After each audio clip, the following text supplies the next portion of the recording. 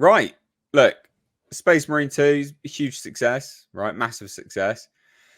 But Gizmodo have had an apparent meltdown about it. Space Marine 2 is too busy making you feel heroic to show the farce at Warhammer 40k's heart. Because it's built on racism, sexism, and bigotry. So you can't feel like a hero unless you know that you're a racist, sexist bigot. So says Gizmodo. Yeah, Gizmodo's, they're idiots. Mate, they're worse than just idiots. They are detritus of the highest order. Love that word, detritus. So anyway, look, this I've not bought this game, and the reason why I've not bought it is it's like what £60. It's quite expensive, and the single player campaign is really, really short. But I have heard great things. I've heard that this is quite similar to the likes of Gears of War, for instance. You know, good old Gears of War, which I cannot wait for that new game to come out, actually. Very excited for that. But I would not buy this if it was lecturing me on being racist, sexist, and bigoted. I'm not interested in that in my escapism. I'm not going to spend £60 on a game to be lectured. I want escapism from, you know, the garbage that is real life, because real life sucks, and I don't want to be lectured, you know, all day, every single day, even in my form of escapism. But let's take a look at this, because this has blown up. Probably one of their, I mean, the comments alone, 138. It's probably one of their highest commented articles, I'm sure. But it's just nonsense. So he says, look, you're an 8-foot tall walking tank. You've been bred for war, brainwashed since a child to kill in the name of a corpse on a throne. You hack and shoot and kill on the orders of an obscene hierarchy, one that sacrifices people in their millions for the sake of a decrepit, dying society, the Imperium. That is the central theme, the beating heart of Warhammer 40k in the latest game, Saber Interactive Space Marine 2. You're made to feel every inch the super soldier you play as. Never does it ask you to engage with its satire. Oh, woe is me. I guess worse, culture. It gets worse. This is nothing. I've long enjoyed Warhammer 40k, but so often the people who write fiction for the setting struggle to handle the black satire that sits at the heart of the setting. It reminds me first of a series of video essays from Lindsay Ellis discussing the Michael Bay Transformers movies. In one video, Ellis broke down the first film by casting aside the vacant Sam Witwicky and positioning Michaela Baines as the real protagonist. Despite her agency, her arc, and character growth, the camera never pans away from showing the audience her chest or rear end. Ellis ends her essay with a quote that can help us understand how Space Marine 2 doesn't do Warhammer's satire justice. Framing and aesthetics supersede the rest of the text always, always, always. Okay. I don't hate the game. In fact, I enjoyed my time with it the whole way through. So shut the fuck up then. I enjoyed it as much as I did with the first Space Marine when I played in high school. The problem is there's a non-insignificant sexist, racist, and toxic portion of the Warhammer fan base that tend to think the Imperium is correct in its methods. I mean, am I going to... Tyranids or the Imperium? Tyranids or the Imperium? I'm going to take the Imperium. Yeah.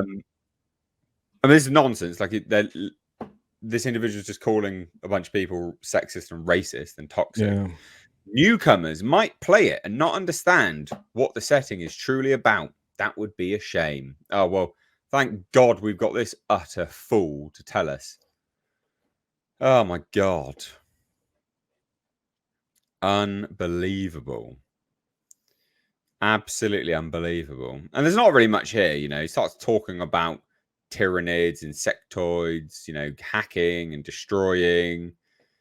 There's not really a lot to the article, really. It's just that he this individual hates anyone basically that likes the game. Titus can never question the system that hurt him. He can never voice his complaints about the Inquisition or the chapter that abandoned him instead. The game is too focused on just how much of a good space marine Titus is. I don't want like a weird existential space marine running around. Like, I'm not interested in that. His arc surrounds him learning to trust his brothers once more after being castigated for so long. That's a great lesson. Like, forgiveness, right? You know, trusting again. That's good. In the final chapters of the game, Big Papa Smurf himself, Chapter Marine Marnius Calgar, comes down like an angel to Titus in his hour of need. He tells our hero that he was indeed right all along, that the reason he can resist chaos so well is because he's just so good at being a space marine. Yeah, good. That's epic. That's epic. Like, what's wrong with being a badass? Titus is honored and is given a place at Calgar's side. Everybody's happy except for this wank stain, this little ejaculate, you know, that wrote this Gizmodo article. The story of Space Marine 2 isn't nearly as grand and epic as its arenas, set pieces, and environments. Titus's voice actor, Clive Standen, offers a performance that emphasizes the underlying reserved power of a centuries-old Space Marine, and yet the most you comprehend of 40k's satire stems from the spare data slate audio logs and the few sequences where you watch regular human soldiers get shot for daring to run away from the horde of 8-foot-tall ravenous bug monsters.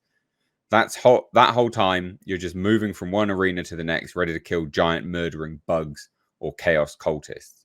The framing is heroic. The aesthetic is badass. It doesn't matter the context for the game, even if it were portrayed effectively. This is ridiculous. What do you think? Oh, it's silly. But again, I mean, this is that whole circular conversation, you know, calling things out, but not really, you know, being able to do anything with it. I get sick and tired of these perspectives. If you enjoyed the game, you enjoyed the game. It was a good game. It gave you that bit of escapism that you're looking for. You were just talking about that. And the fact that, you know, you are always going to have a good versus evil, you know, storyline in any video game. Whether it be a first-person shooter or anything bigger and broader, something like this. You know, the heavy-handed dose of what this offers is built right into the game itself. 40K has lore upon lore, some of which I will never be able to learn.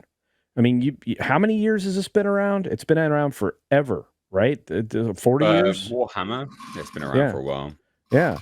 And so, you know, Games Workshop, you know, put something together that they just could continue to build on that separated itself from, you know, like a Dungeons and Dragons kind of a role play with a different kind of, you know, presentation, a thought process. This creates, you know, animations and other elements that, you know, are beautiful looking at times up until recently. And, you know, and yes, you have this really odd situation, you know, in culture and, you know, and where your status actually matters, you know, a space marine, you know, or a blood angel or whatnot, any of these things. Right. So to me, trying to fight against what the very nature of this game is and why people enjoy it in the first place is silly, ridiculous, and uninformed.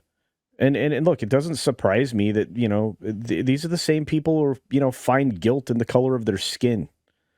So, you know, that's true. Stop it. I thought I'd pull this article up anyway, because this is from that part place, but they also cite the CEO of Saber, basically, on this article. And it's just interesting because he sort of reads out what kind of game he set out to make. And I just thought it was interesting. So he posted this over on the Asmongold YouTube. So it says, "Hey man, CEO of Saber here," the same developers that made Space Marine 2. I love your videos. When we signed the deal to make Space Marine 2, all I wanted was a throwback game. We had the chance to work on something which by its nature was old school. I can't even comprehend how many of the current games that we play these days. I can't even comprehend many of the current games we play these days. Sorry. They are too complex, too much of an investment. We worked on Halo back in the day, and that game could be distilled down to the simplest of shooting loops, but it was entirely addicting. That is what we wanted to recapture. I hope that games like Space Marine 2 and Wukong are the start of a reversion to a time when games were simply about fun and immersion. I spent some time as Chief Operating Officer of Embracer, and I saw games there that made me want to cry with their overblown attempts at messaging or imposing morals on gamers. We just want to do some glory kills and get the heart rate up a little bit. For me, that is what games should be. So that's what they tried to do with Space Marine 2.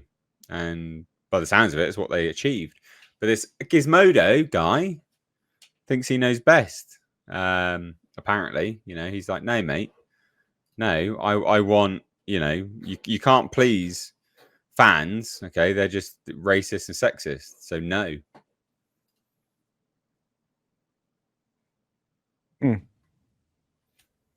All right, good input there, mate. Excellent. Well, lovely. First of all, the fact that he's addressing Asmongold directly is freaking cool. I mean, I'm sorry. What more do you want? It's a neat response, making an old school game. Look, I would like more old school games. When did we last get an old school game? There's a question. When did we last get a game? I can't even remember back that far. 6 years ago? 7 years ago? Really? 8 years ago? Well, I mean, the only games people are playing now are ones that are certified not garbage, filled, like Black Myth Wukong, or stuff that's that old. I mean, the average game gamer is playing a game that's 6 years or older right now. Well, it's Arkham, isn't it? People doing lots of Arkham Knight and stuff like that as well. Yeah, they're going back to the good stuff. I mean, you need that. The thing you said 8 minutes ago is exactly what you do games for, to escape, to get away from the real world and all the baloney sausage that's like constantly slung at you all day long. That's it.